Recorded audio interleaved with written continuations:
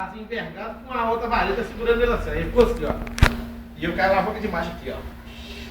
Aí, fui lá no ferro velho Paulinho. Comprou uns pedal de fundo? Não, comprei dois retrovisor grandão assim, ó. Dois retrovisor grandão, finquei no carro, eu não podia ver um cabo de vassoura. Eu imaginar que aquele cabo de vassoura tinha utilidade pra mim. Fiquei um do lado do outro assim, ó. E coloquei umas 4 cadeiras lá em casa, lá assim, minha mãe tinha. Passageiro. Passageiro, e eram meus irmãos. Meus irmãos ficavam assim, ó. Aí tinha vez, nós tava assim, eu tava brigando. Aí meu irmão falou assim, tá onde? Aí,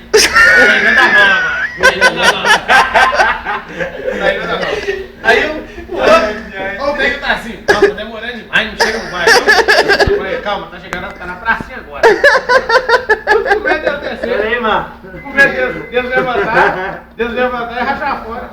Eles não reclamavam na BH Trans, não. Sério mesmo? Esse era o meu. E você ficar só...